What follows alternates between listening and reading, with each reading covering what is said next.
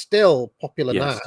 Yes. Yes. What is the reason for that? A lot of that was to do with the way that he actually trod quite a fine line throughout his reign. He ruled from sort of what was it, about 1944 to 1985 or something like that. He basically often had to kind of flip his allegiances, because when he started off, he took a lot of if you like, his inspiration and momentum from what Tito was doing in Yugoslavia. And then with Tito, there was a split with Stalin.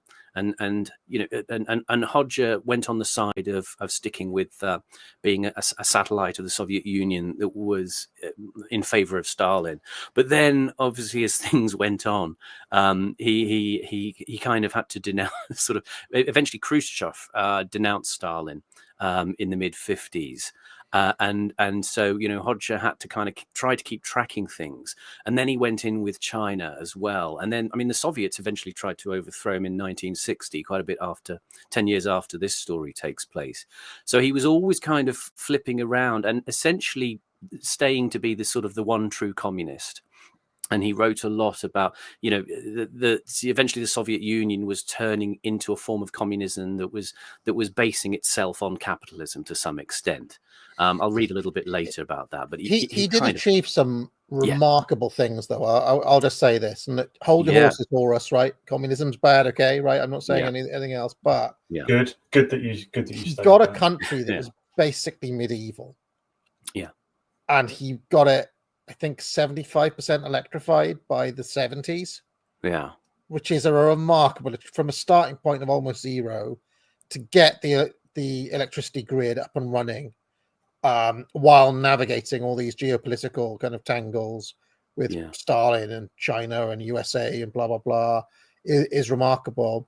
He's also another one of those communist leaders that, like, discovered the nationalism within communism, if that makes any sense. That's correct. Yeah, absolutely.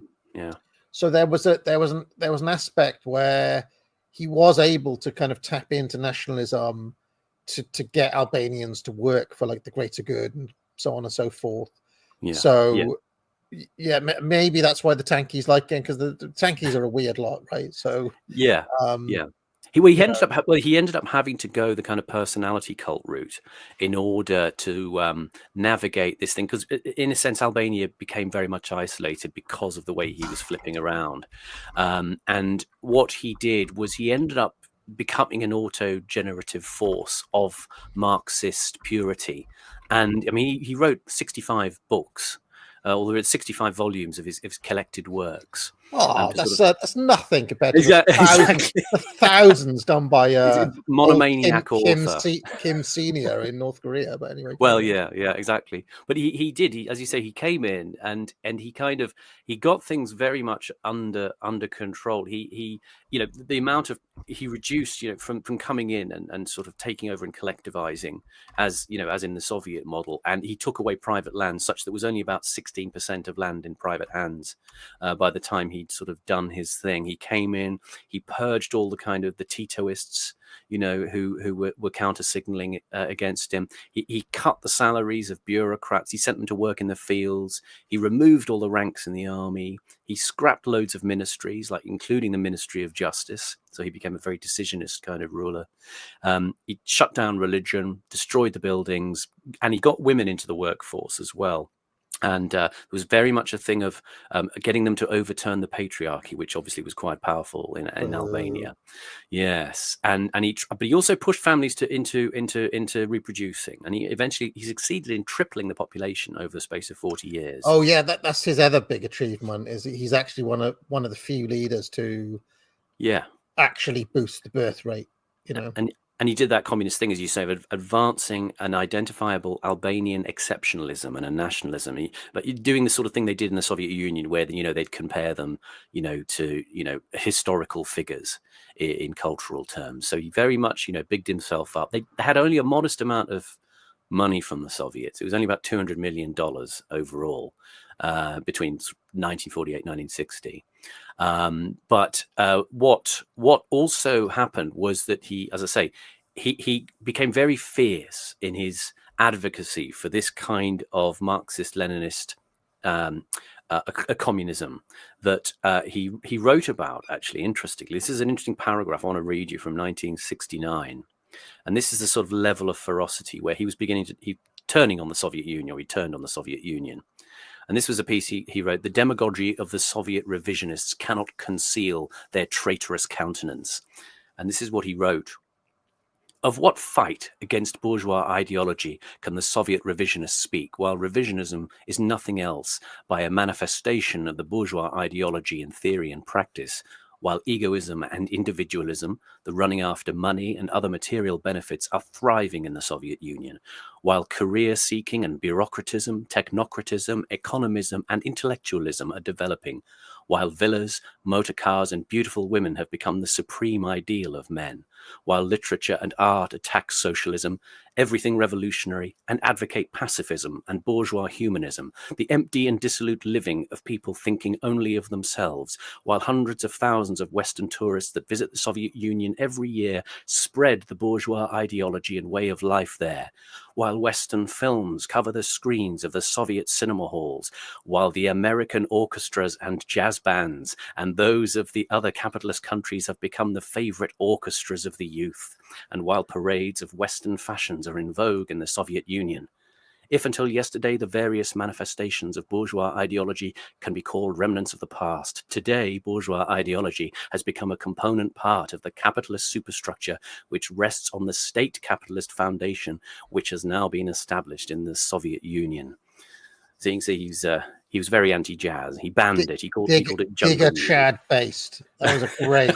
That was a great communist rant. I fucking love it. He totally denounced the West as degenerate, and he purged artists, and as I say, he banned jazz. He called it the jungle music. Just and number one commie.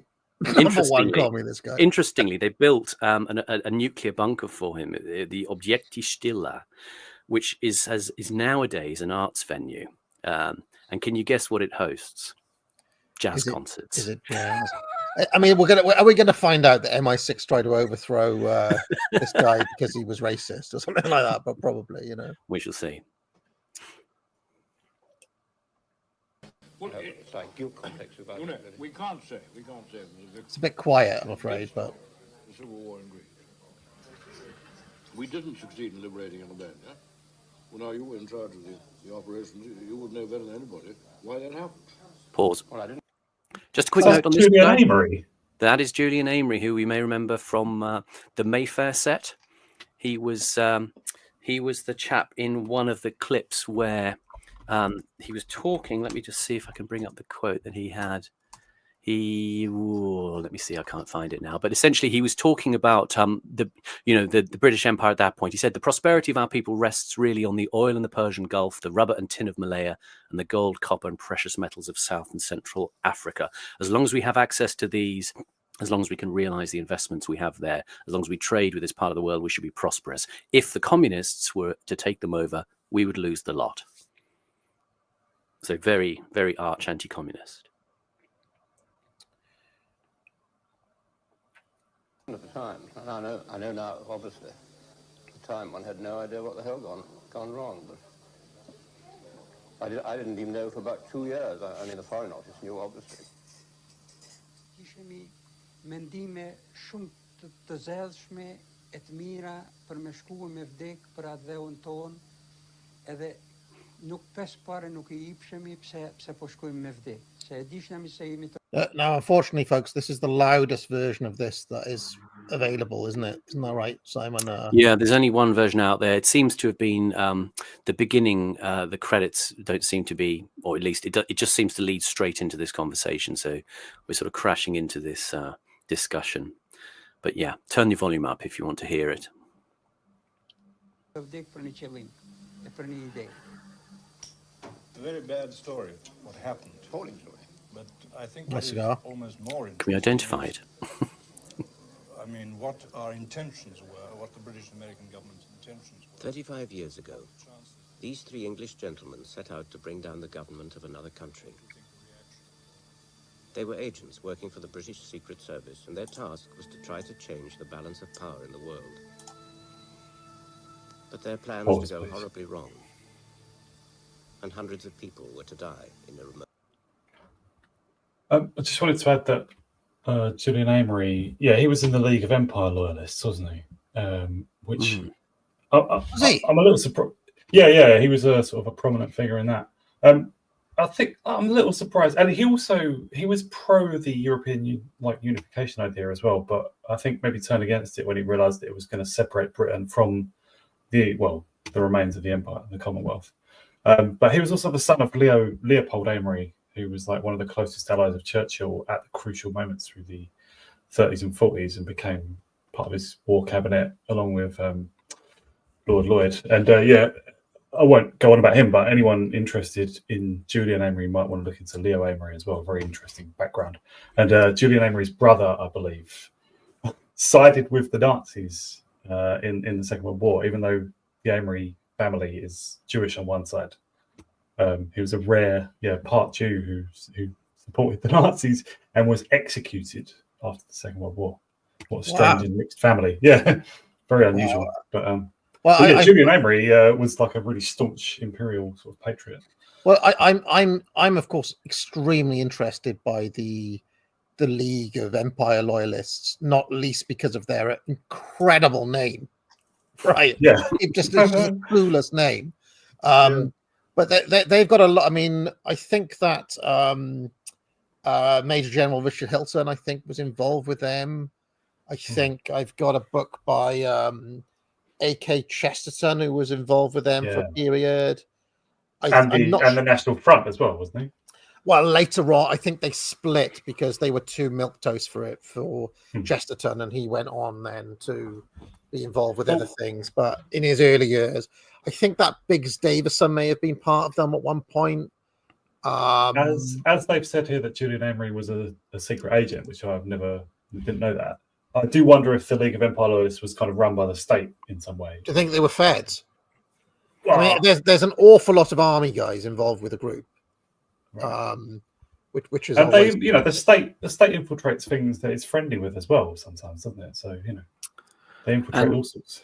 Well, in particular, in relation to Philby, who will come up later, there was a sense in which, during the period of the Second World War, if you like, admission to SIS, the Secret Intelligence Service, or MI6, as people commonly call it, was it wasn't that, well, it was more. It became more of the old boys network, and a lot of people were let in. Philby himself, when he was let in, he kind of couldn't believe how easy it was.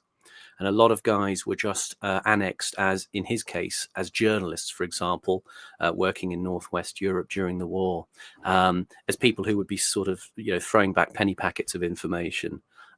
So, the nature of MI6 is such that it's not necessarily, British people going out and being spies overseas, although there's elements of things like that in the Special Operations Executive of being parachuted behind enemy lines.